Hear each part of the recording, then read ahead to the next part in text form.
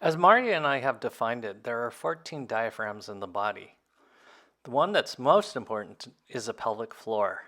That is what we'll be covering today in this particular module.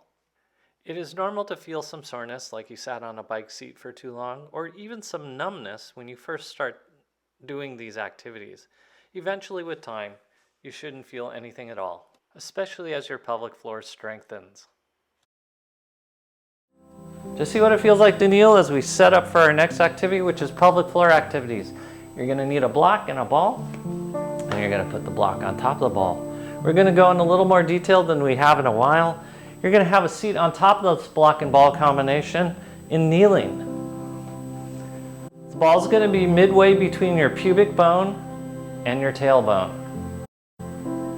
So it's right in between. So this causes optimal pressure on your pelvic floor. So just by sitting on this, we're working the pelvic floor. Now we have to work on alignment. Chest is up, shoulder blades are down and back. First chakra, your pelvic floor is already activated. So let's get second chakra, draw your abs in, and third chakra, close up your rib cage as you bring your shoulder blades down and back and your head over top of the ball. We're gonna now work the pelvic floor. The pelvic floor is divided into quadrants. We have an anterior right quadrant, an anterior left quadrant,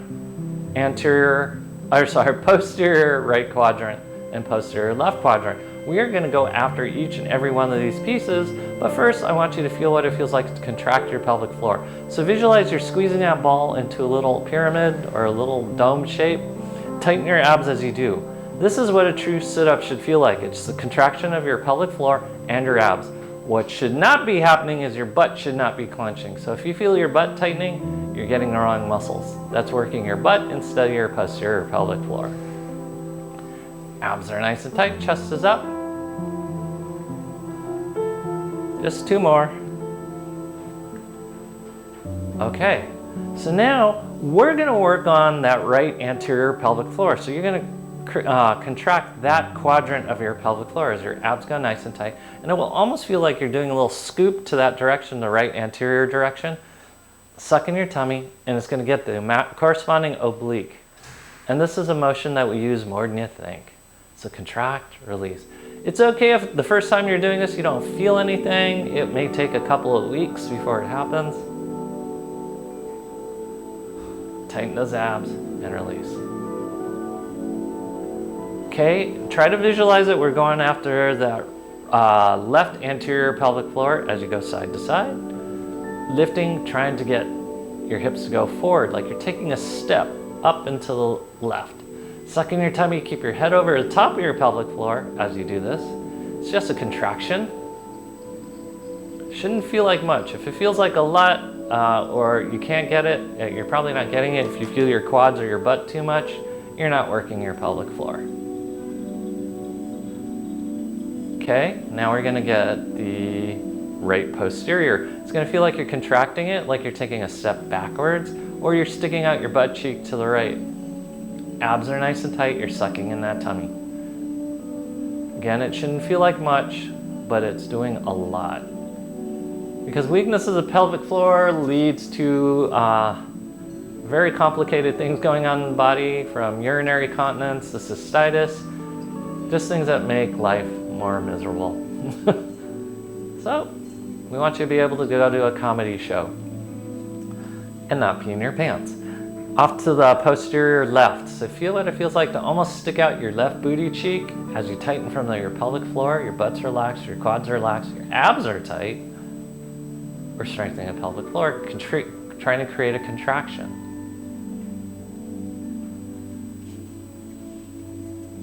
Okay? Feel what it feels like. Feel what other muscles you have to recruit. Smiles are up. And now we're going to do left side, right side. We're just going side to side. You may feel your obliques kick on. This is part of walking. This is what keeps our body shapes and prevents us from becoming round little orbs, is the hip motion. But activation of hip motion from your pelvic floor. It's not your butt or your quads tightening, it's your obliques and your pelvic floor contracting, creating this motion. And again, if you don't feel anything, that's okay.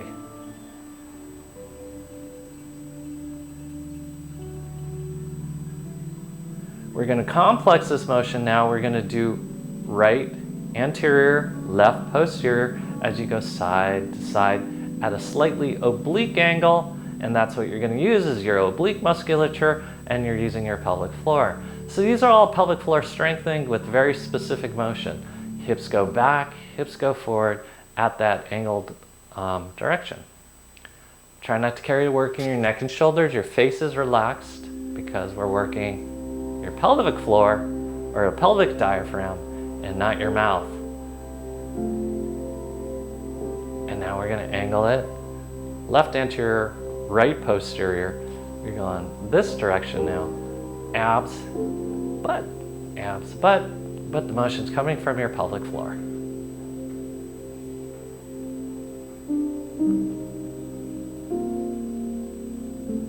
Feel what it feels like to work it.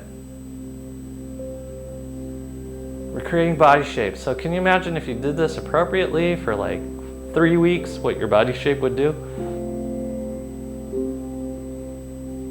Okay, staying on top of your ball, abs are nice and tight. We're gonna work all 4 quadrants as you do little hip circles.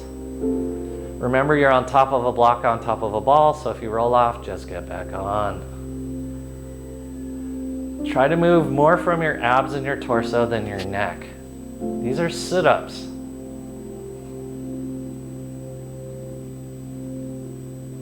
You should not be working your quads. It's abs, it's pelvic floor, it's lat muscles in the back, it's your paraspinals in the back too.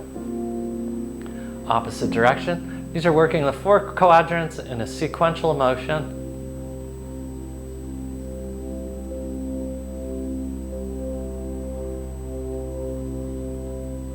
Jaws relaxed, you're not moving from your mouth. The head is still. We're strengthening a pelvic floor. Good. Now you're going to take your right foot forward. Abs are nice and tight. You're sucking in your tummy. Chest up. All we're going to do is squeeze the pelvic floor. This is now an asymmetrical load of the pelvic floor. Squeeze, release, squeeze, release, squeeze, release. Chest up, abs nice and tight. Take advantage of this to really examine if you have uniform balance of your pelvic floor. So you're midway between that pubic bone and tailbone, and you're trying to activate your pelvic floor nice and evenly so there's not muscular imbalance. Because once there's muscular imbalance in the pelvic floor, then we start things like urinary incontinence, and in worst cases, fecal incontinence, or even worse, erectocele and cystocele, for those that know what that is. But this prevents a lot of pain too, because we're starting to stabilize and lift the organs and have them be suspensory instead of gravitational. We're switching sides. So all the organs of the abdomen are supposed to be suspended. They're supposed to be held in place by the fascia in your abdomen. But once we get into bad posture, we start compressing the organs and gravity goes on them. They're not designed to carry gravity. Suck in that tummy and release, suck in that tummy and release. Strengthen that pelvic floor. Keep breathing.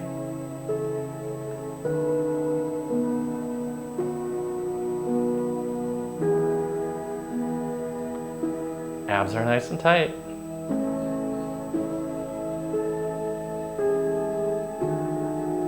Keep those abs engaged. Just a little bit more as we now go 2 feet on the ground. So you're sitting full weight on your pelvic floor. If it feels like your butt feels, or your pelvic floor feels bruised, like you sat on a bike seat for too long, that means your pelvic floor is weak. Just tighten your pelvic floor and release, tighten, release. We're gonna do sit-ups here. Grab your knees, chest goes up, suck in your tummy, then release. Tighten your pelvic floor simultaneously. This is strengthening the pelvic floor to lift up your internal organs. Humans did something really interesting. We decided to go onto 2 feet. When we were on 4s, or like animals that are on 4s, their organs are being carried by their abdomen. Humans, when we went upright, we carry our organs on our pelvic floor, so we have to keep the pelvic floor strong. But as with animals, if the abdomen starts going, the pelvic floor starts going. So this is why we have to keep both strong. So suck in that tummy, squeeze that ball, and then last but not least, hands in the stick 'em up, we're gonna do our bouncing. This is just fun, but it's ballistically strengthening your pelvic floor. Keep your pelvic floor on, abs are nice and tight, suck in your tummy.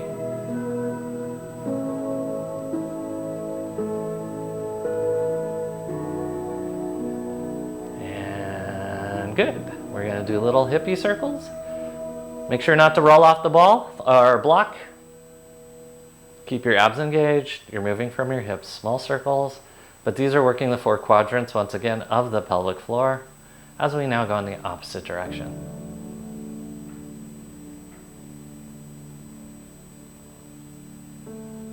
Keep breathing.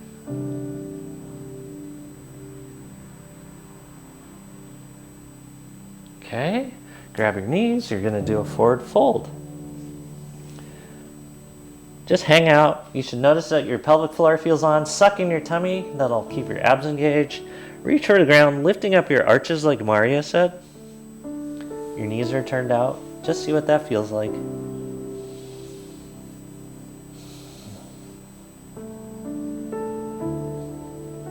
And then we're going to push onto our knees as our knees bend. We're halfway once again. We're going to do a pelvic floor tightening. You're going to just squeeze your pelvic floor and your abs release. Squeeze your pelvic floor, release. It should feel very much easier to access that pelvic floor. And that's for the whole reason we did all of that.